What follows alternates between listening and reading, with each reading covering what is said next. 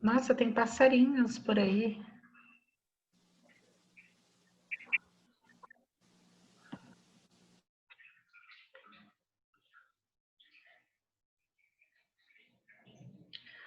Dá uns segundinhos para o pessoal entrar, enquanto eu abro o arquivo.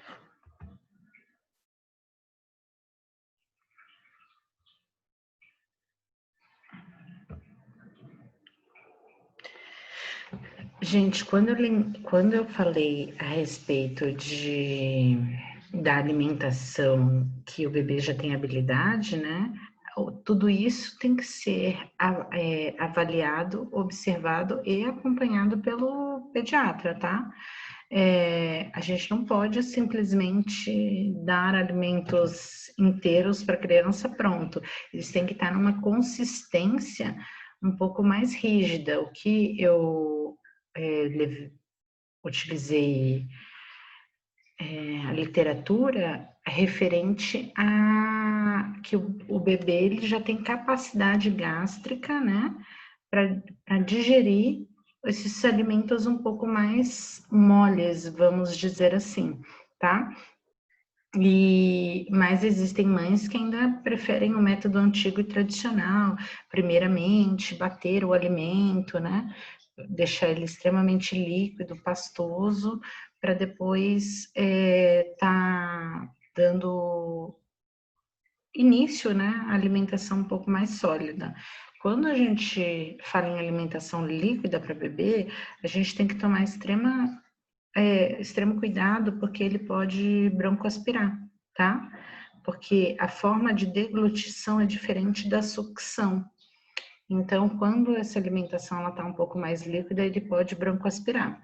Então, a gente também tem que tomar um certo cuidado quanto a isso. Mas tudo isso tem que... É porque a gente tem alguns fatores, né? Por exemplo, a alimentação, ela deve se iniciar aos 6 meses. Então, antes disso, o bebê ele deve exclusivamente só mamar no peito. Não deve nem receber água, tá? E aí, quando nós iniciamos a oferta, geralmente é a partir dos 6 meses. Só que é essa realidade que nós vivemos.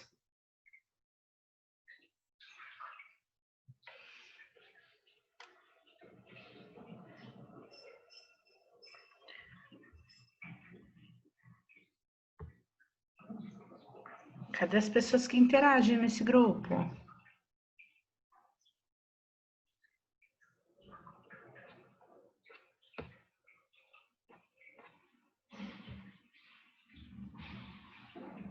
Não. O que acontece? O bebê, ele deve... É que assim, eu não gosto de entrar em outra matéria, mas vamos lá. O bebê, ele deve receber, seja ele leite materno ou industrializado, né? De preferência, os leites complementares, né? Que são os leites NANs. Não é adequado dar leite de caixinha ou leite ninho, né? Ah, mas eu tô dando ninho 1. Se você lê na lata do ninho 1, ele é a partir de 1 ano, né? Ele ninho fases, né? Por quê? Porque esses leites, eles contêm muito açúcares, né? E os leites NAN, Aptamil, eles são leites compostos de uma forma adequada para a necessidade do bebê. Ah, professora, eu tomei e não morri. Monique, eu também um pouco mamei na minha mãe e eu tomava leite de caixinha, não era nem de caixinha, era de saquinho, né? Aquele leite tipo C, né? De saquinho. E não morri, tô aqui viva. Só que isso faz com que a criança desenvolva alguns problemas, como, por exemplo, a não amamentação pode aumentar a chance de desenvolver doenças crônicas na vida adulta.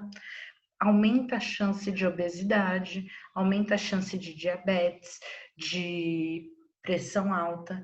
Então, as pessoas que não mamaram são adultos hoje doentes, entendeu? Então, por isso que nós temos que ter extrema de importância nós estimularmos o aleitamento materno.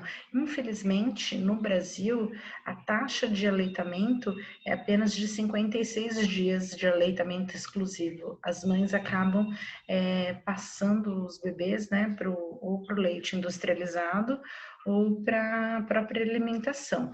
E um fator que é predominante nesse assunto é a questão um fator predominante, né?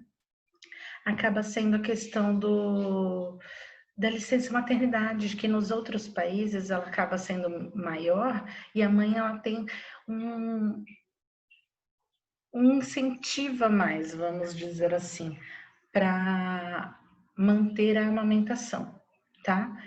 Já no Brasil, ela é de 120 dias, que equivale a 4 meses, e aí ela acaba tendo que iniciar uma alimentação nesse bebê. O ideal é que ela só fizesse o consumo com leite próprio industrializado, né? Que seria os NANs, os Aptamils e tudo mais. Mas como isso não é uma realidade de todos, elas acabam introduzindo alimentação. E aí nessa introdução com 4 meses, inicia-se com uma sopinha mais líquida, depois mais pastosa, e aí até chegar no alimento sólido, tá? Mas quando a gente vai dar início a uma alimentação a partir dos 6 meses, a gente já pode dar início a uma alimentação mais sólida, tá? Porque o bebê ele já tem essa habilidade de deglutição maior. Eu não gosto de entrar na matéria dos outros, né? Mas já que a gente acabou comentando, só para fechar o contexto.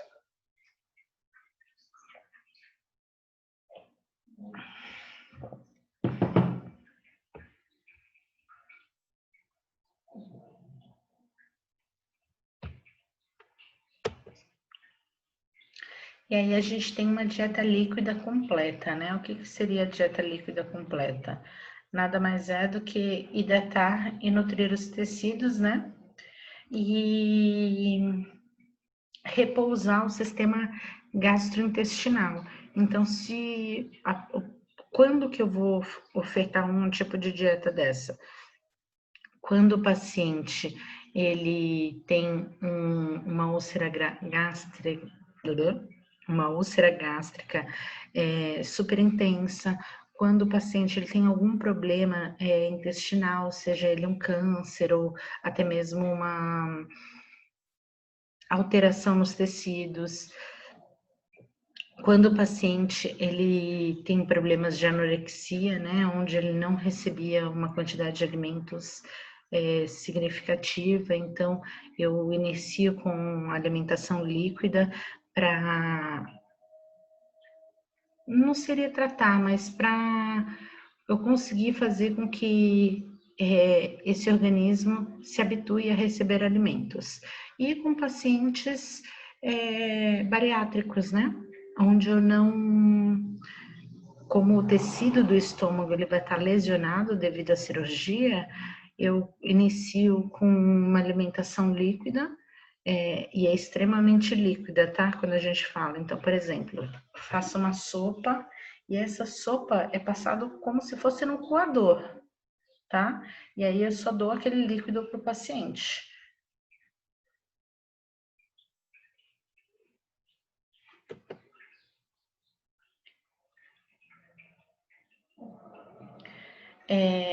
Aí a gente tem a líquida restrita, né? O que seria a líquida restrita? Nada mais é do que para saciar a sede do paciente.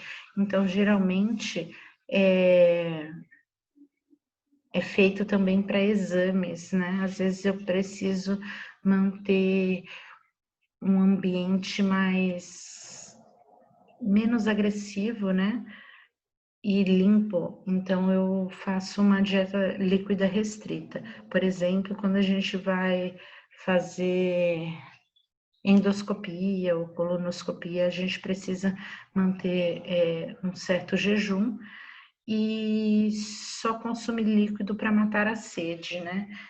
De preferência, quando o paciente está de dieta zero, a gente remolha os lábios da pessoa. Então, é uma quantidade de água para parar para o paciente ter uma sensação de que não tenha sede, vamos dizer assim. Quando a gente tem sede, a gente fica com a boca seca. Então, a gente molha apenas a boca desse paciente, tá? Para que ele não tenha uma ingestão de líquido. Geralmente, essas dietas líquidas restritas, né, elas são com um baixo teor de caloria, e às vezes elas podem ser complementares com a nutrição parenteral, que eu vou falar um pouquinho mais sobre elas mais tarde. As hipolipídicas, né, que são livres de lipídios, são dietas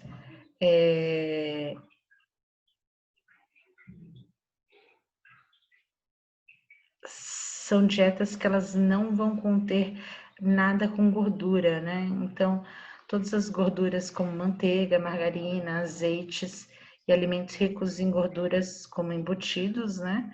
Eles não são utilizados.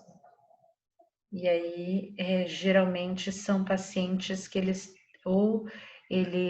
apresentam obesidade ou até mesmo apresentam alguma patologia em si, tá? Por exemplo, algumas patologias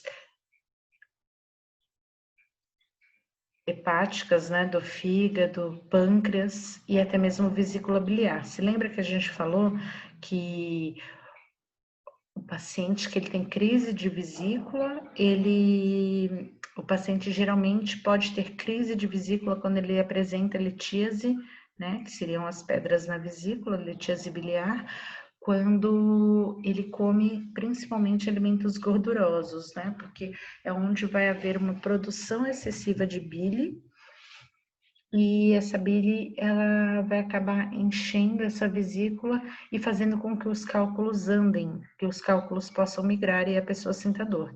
Então, uma pessoa que é internada com crise de vesícula aguda, geralmente ela tem que comer uma alimentação sem nenhum óleo, né? Com baixo teor de óleo, para evitar que ela apresente outra crise quanto a isso.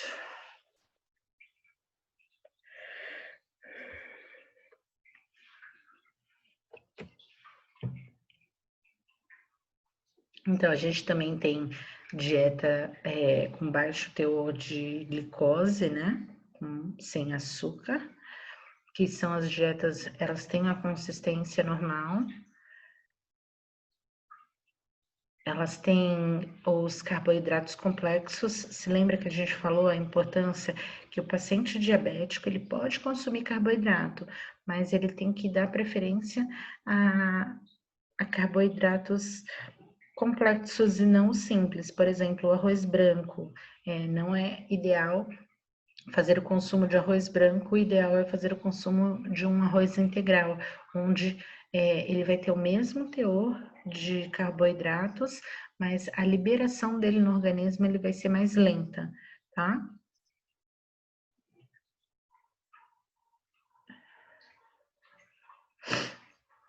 E os açúcares, eles são substituídos por adoçantes, né? E isso acaba facilitando o processo de doença do paciente. Então, geralmente, esse paciente, o que isso indica, né? Para quem é indicado? Pacientes que tenha intolerância à glicose, que seria pacientes diabéticos, né? Principalmente diabetes tipo 1, tá? Que é um aspecto mais agressivo, vamos dizer assim, né? Que mais? Pacientes obesos.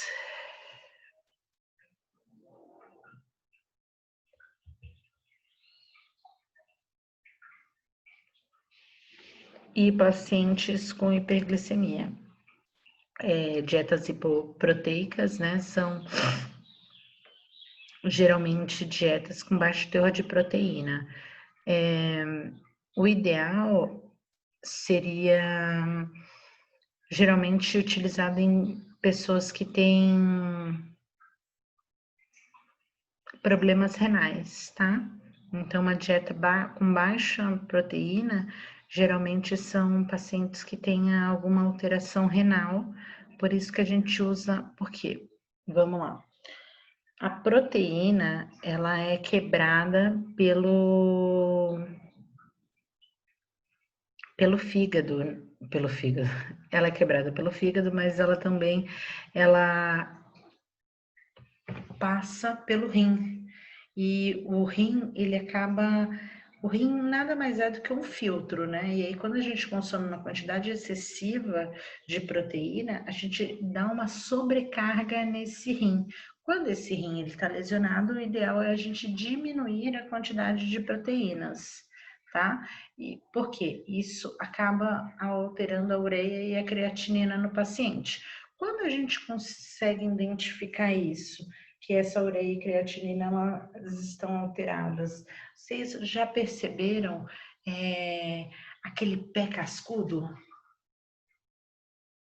Já viram pessoas com o pé extremamente cascudo?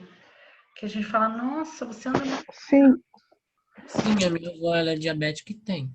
Não sei Então, por quê. provavelmente ela tem alteração na ureia e creatinina, porque a ureia e creatinina alterada, elas deixam o aspecto da pele extremamente grosseiro, vamos dizer assim. Eu tenho, como que é o nome? Não sei o nome disso, esqueci. Eu tenho como se fossem umas bolinhas no meu braço, não sei se dá para ver. É como se fossem umas microespinhas. Eu me esqueci o nome, gente. Nossa, me esqueci o nome. Mas é alteração de ureia. Isso. Então, a minha ureia é extremamente baixa, diferente de quem tem problemas renais, que é extremamente alta. Então, para eu dar uma sensação de pele lisa, porque parece uma lixa se você passa a mão no meu braço, eu tenho que usar cremes de ureia, tá? Que eles suavizam a pele. Quando a pessoa tem a ureia alterada, geralmente ela vai dar essa característica de um pé cascudo, por exemplo. É muito comum em paciente diabético, porque a diabetes ela acaba alterando o rim. Então, por isso a importância de nós sabermos ler os exames, né?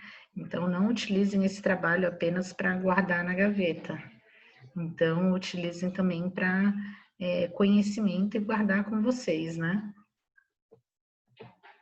Então, por isso a importância de nós sabermos tudo isso.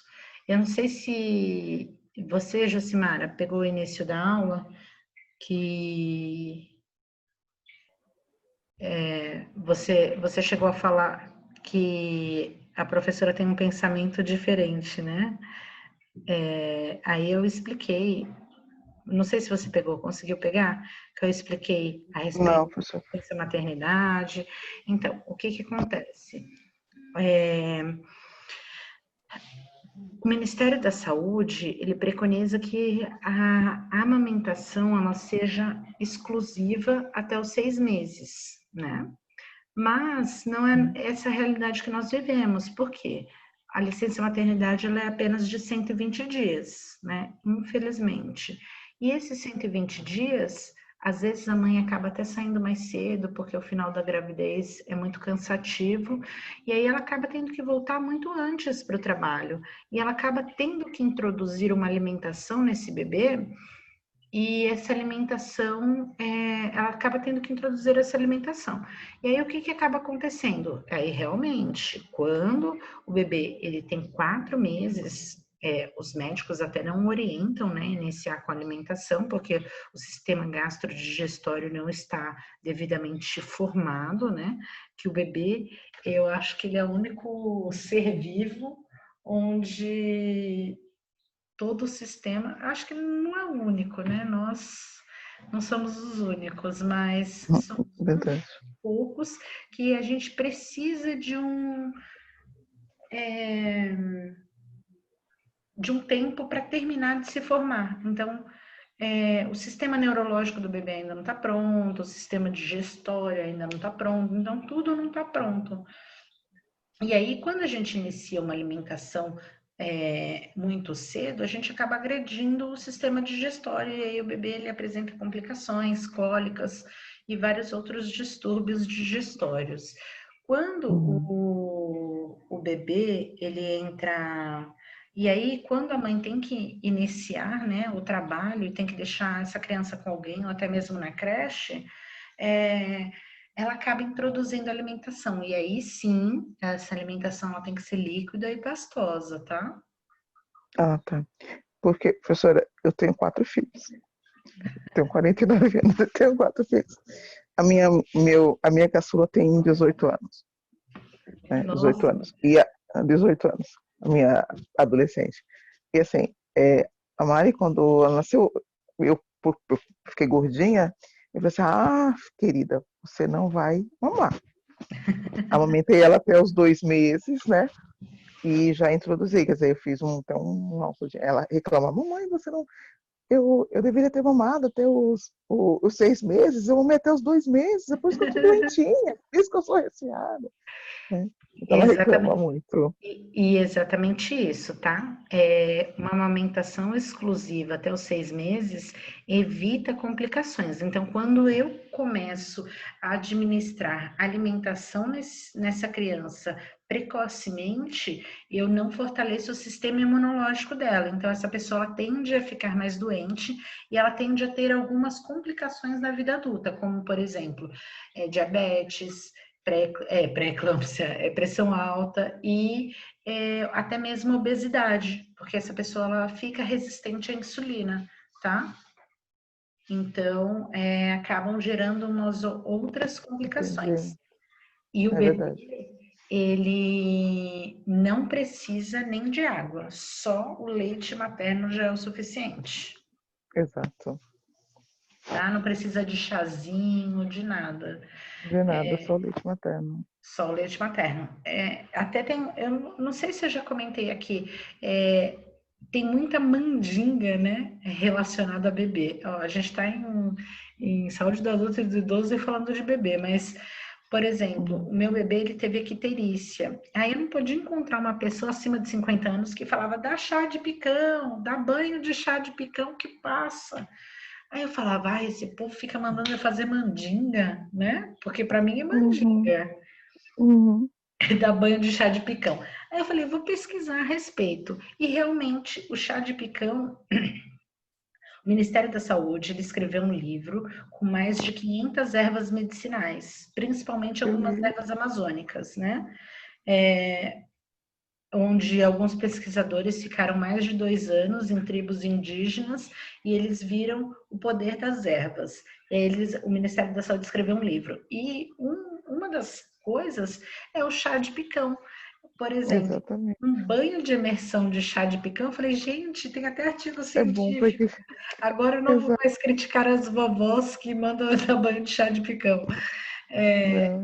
Um banho de chá de picão faz com que o fígado sintetize melhor e consiga absorver a bilirrubina.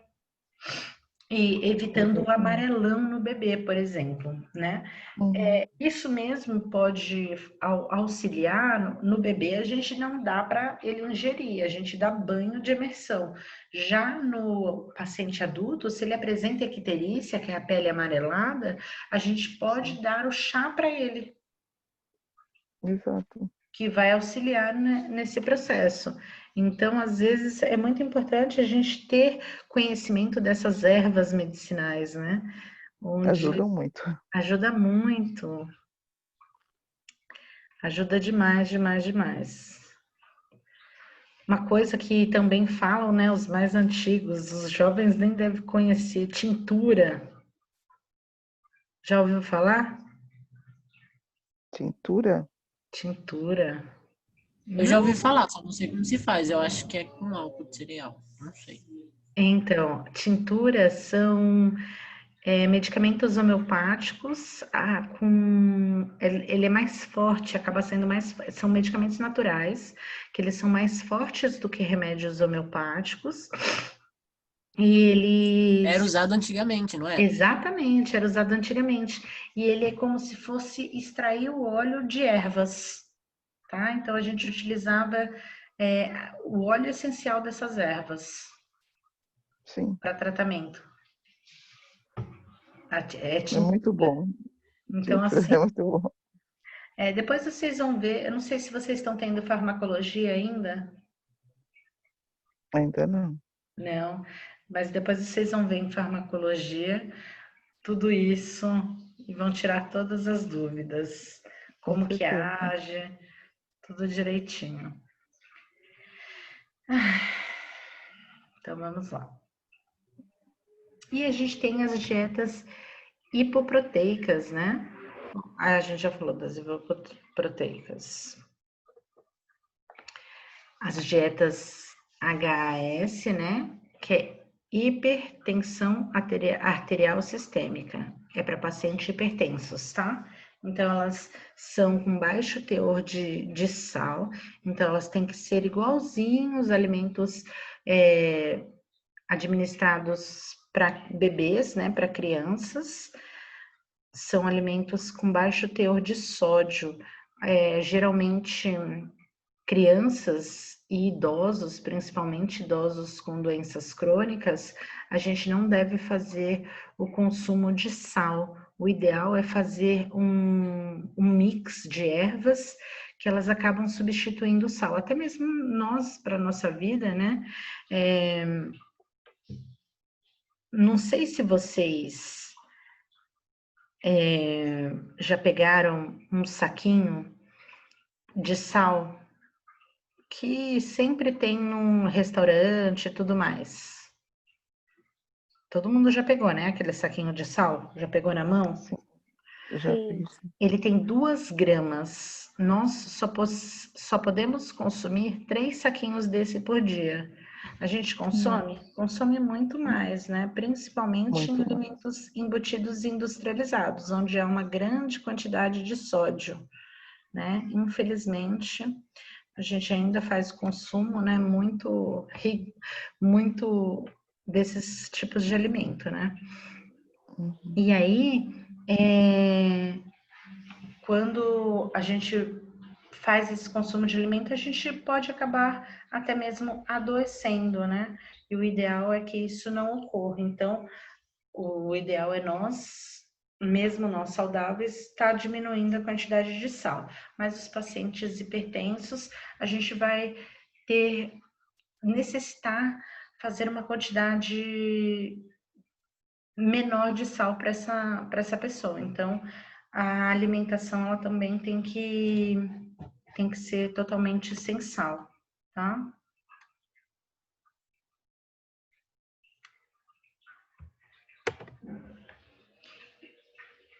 E a dieta DM, que é diabetes mellitus, tá? Que são para pacientes diabéticos.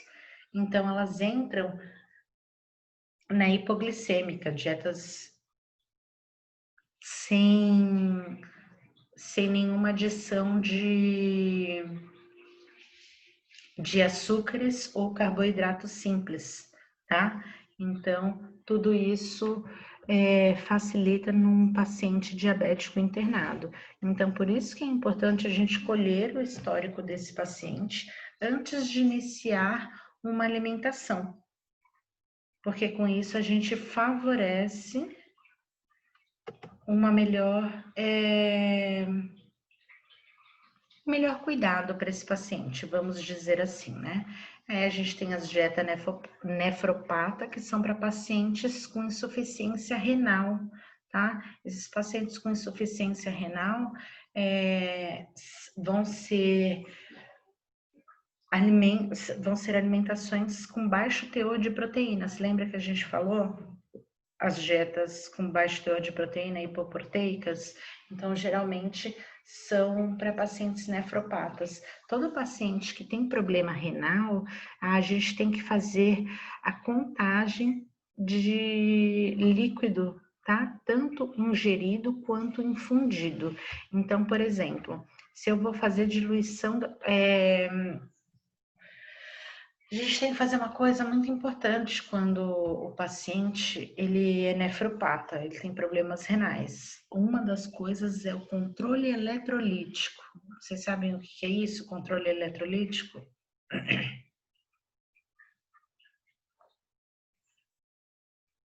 Não, professora. O controle eletrolítico é eu tenho que contabilizar tudo que entra e tudo que sai. Então, esse paciente, ele vai fazer xixi num potinho, ele não vai, como se fosse uma jarra, tá? Ele vai fazer xixi para a gente mensurar o quanto está saindo dele. E tudo que for para dentro do paciente sendo ingerido ou administrado via endovenosa tem que ser computado. Por exemplo, eu utilizei 10 ml de água destilada para diluir a medicação. Aí a gente vai fazer um quadrinho lá, vai colocar tudo que entra, tudo que sai. E aí a gente vai contabilizar em 24 horas. Então, tanto o profissional do dia quanto o profissional da noite vai contabilizar isso. Entendeu? E aí, por exemplo, o paciente ingeriu 100 ml de água. Aí depois eu tive que diluir 10 ml de soro fisiológico para diluição de medicação. Aí eu coloquei um soro de 200 ml, então tudo isso vai ter que colocar no que entra. E aí no final do plantão a gente faz uma continha, quanto entrou? E aí a mesma coisa na urina, tá? Então ele vai urinar num potinho e aí a gente vai ver, por exemplo, 3 da tarde, 200 ml, aí a gente despreza. 5 da tarde, 100 ml, e aí a gente despreza, e aí a gente vai fazer a conta, porque nessa conta a gente vai identificar se ele está retendo ou não líquido, entendeu? Porque o rim dele não está funcionando adequadamente. Entendi, professora. E a gente tem dietas hepatopatas, né? Que são os pacientes com problemas de fígado. Geralmente, o paciente que tem problemas hepáticos, não tem uma dieta literalmente específica, mas a gente sabe que é uma dieta. O fígado vai produzir o quê? Bilirrubina. Então, toda vez que ele consumir alimentos gordurosos, ele vai ter uma alta produção de bilirrubina. Então, ele vai trabalhar mais. Então, são dietas com baixo teor de gordura, né? E geralmente ele não consegue absorver vitaminas e nutrientes de forma adequada. Então, ou ele vai fazer essa suplementação por via medicamentosa, que geralmente não é utilizada porque o fígado ele sintetiza a maioria dos medicamentos, e como ele é um problema no fígado, quanto menor quantidade de medicamentos, melhor. Mas alimentos ricos em vitaminas, como por exemplo a vitamina B, porque ele vai apresentar muita deficiência disso, e até mesmo ácido fólico, que acabam sendo sintetizados pelo fígado, tá? Então, a alimentação ela tem que ser com baixo teor de gordura e rica nesses tipos de nutrientes e alimentação, tá? Então, se a gente souber como que funcionam os órgãos, a gente sabe como que tem que ser essa alimentação. E para que a gente precisa saber tudo isso?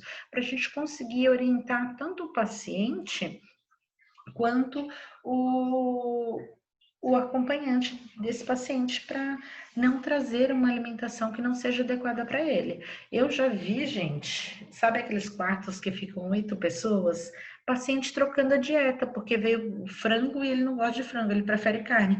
Aí o do lado tinha carne, ele troca com o do lado. Acontece muito mesmo. E aí, se a gente não orientar, ai, professora, mas não é minha função fazer a comida e certificar de que não tem sal, não tem gordura. Não é sua função, mas é sua função orientar esse paciente que ele não pode trocar o alimento. Se para ele veio bolacha e para o colega do lado veio pão, ele não pode trocar com o pão do lado. Você entendeu? Então, isso é de extrema importância. Então, a gente vai ficando por aqui, daqui a pouquinho a gente volta, porque o outro assunto a gente vai se estender um pouquinho mais, que é as Tá bom, dietas professora. enterais e Tá bom, parenterais. professora. Então, Tá tá, até bom. daqui a pouco. Até daqui a Até, pouco, tchau. professora.